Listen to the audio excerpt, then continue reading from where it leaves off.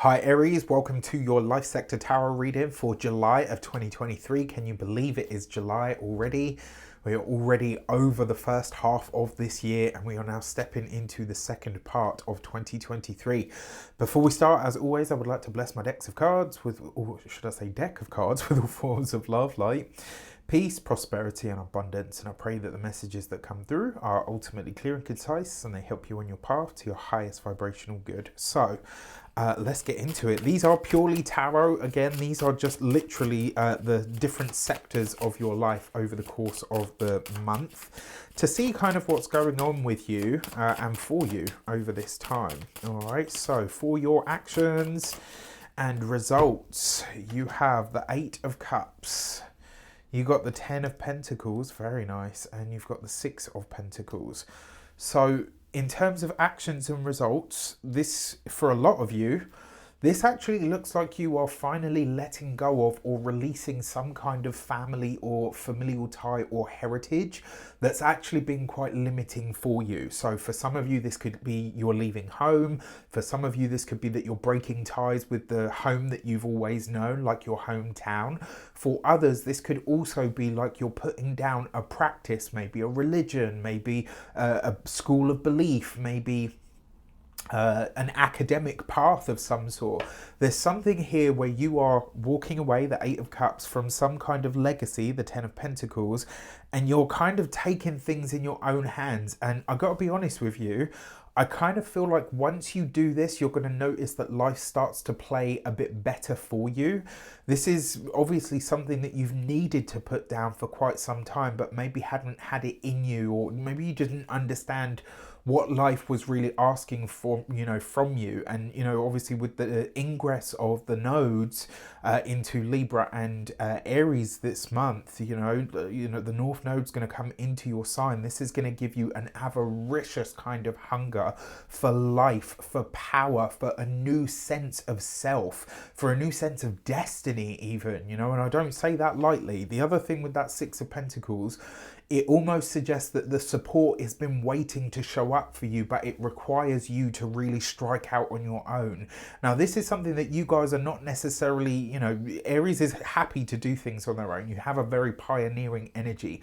You're very original thinkers. You're very much at the forefront. But this almost suggests to me that you've been kind of playing it safe in some area of your life and maybe living under the banner of your familial tie or heritage, or what has been a legacy that you've been born into, as opposed to a legacy that you've chosen for yourself. So really, really interesting.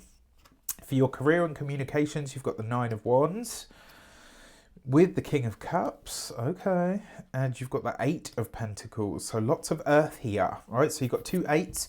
2 8s is new knowledge, so it does suggest that a lot of you are picking up new skills when it comes to your work life. For a select few of you, so that King of Cups is usually a water sign male, Pisces, Scorpio, Cancer, but it comes up here with the 9 of Wands, and so this does suggest that in the career sector, you're having to let go of needing to be perfect or needing to seem like you've got it all figured out. There's going to be a very humbling experience when it comes to your studies, when it comes to your work, when it comes to your profession, your job, your business, whatever it is that you are in. There's some kind of very humbling experience, that might be really difficult. And if you are willing to be the dumbest person in the room for a while, and just say, look, you know what, I don't know this, I do need to learn, I can let go of that sort of, I don't want to be that person that doesn't know what they're doing.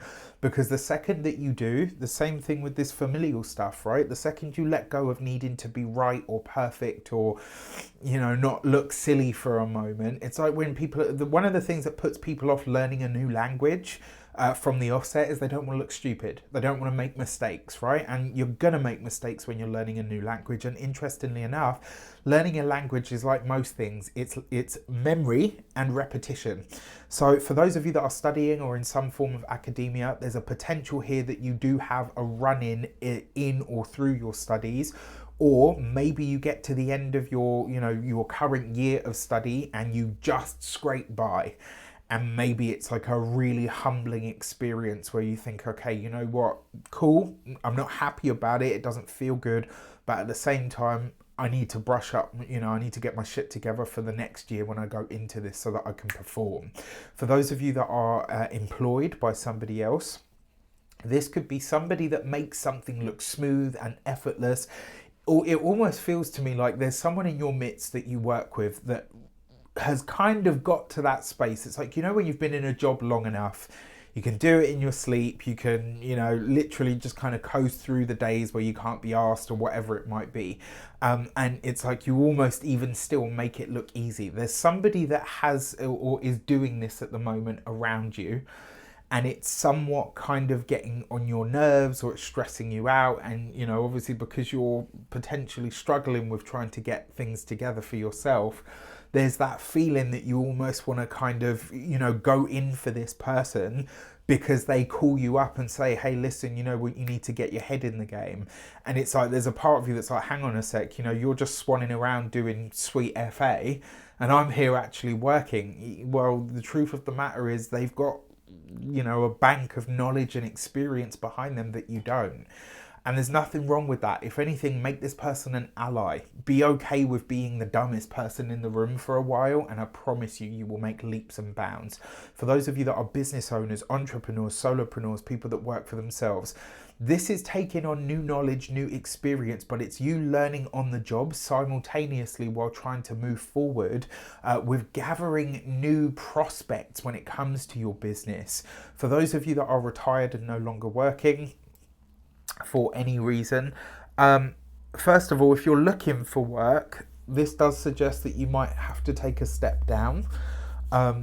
You don't have to, but if you want something immediately, it might be that sorry, it's allergy season, as many of you know, it's driving me mad.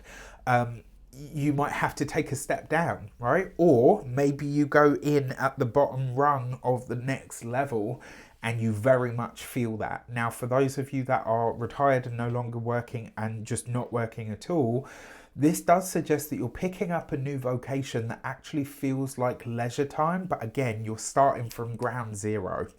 For your love and relations, you've got the King of Pentacles, you've got the Queen of Wands, okay, and you've got the Four of Pentacles. So for those of you that are partnered, married, or in long-term commitments, this is long, serious, and I mean long, serious conversations about your financial future. It's also potentially looking at where it is that you could maybe tighten the belt. Maybe there are conversations here around the living situation as well. I gotta be honest with you, I feel like you're okay where you are, but your significant other is like, if you don't get me out of here, I'm gonna lose my shit. Well, I know I've definitely been in that position once or twice. For those of you that are single and looking, definitely potential to meet someone this month. And if you are meeting someone this month, it's very likely to be an attraction of opposites. You're very different, but this person is here to stay. And maybe this doesn't turn into marriage, but what I can tell you is that it's like, you meet, there's an attraction, you pursue that, whether it stays that or whether it just becomes a friendship later down the line, I can't tell you at this point. What I can tell you is that this person will be around for a good long while. Now, as you can see here, you've got the King of Pentacles, you've got the King of Cups. Two kings represents minor council, which tells me if you're single, this isn't somebody that you meet on your own, it's somebody that is introduced to you. So this could be a friend, it could be somebody at the gym, it could be, I don't know, maybe you've got a friend and they say to you, oh, so far you haven't met my brother or my sister, or, and they introduce you to someone and you're like, wow, hi, nice to meet you. For your money and materials, you've got the Six of Cups with the Six of Swords. Okay, lots of double ups here for you, and the Ace of Pentacles. So 2 sixes represents balance or irritability. I think there's a little bit of both, especially for those of you that are coupled. There could be some potentially tough talks about the living situation and the finances. When it comes to those of you, in general, when it comes to your finances, this bodes very well because the Six of Pentacles is new starts, fresh starts. This is potentially new jobs, new duties, new finances, new resources making themselves available to you, but it's also potentially a new home. And for some of you, this could be talks about moving somewhere quite far or quite distant. For those of you that, when it comes to your physical health and vitality, for a lot of you, this is getting back to health. It's like you've maybe had a break, or, you know, maybe you had an injury or whatever the case might be. And it's like you're now getting back to what you perceive to be your peak or your optimum. And then when it comes to the home and environment sector, it looks like home will be changing over the course of this next month, or there will be at least very serious considerations about this. With that said, I wish you an abundance of all of that good stuff. Have a fantastic month. Let me know in the comments how it shapes up. Take care, and I'll see you soon.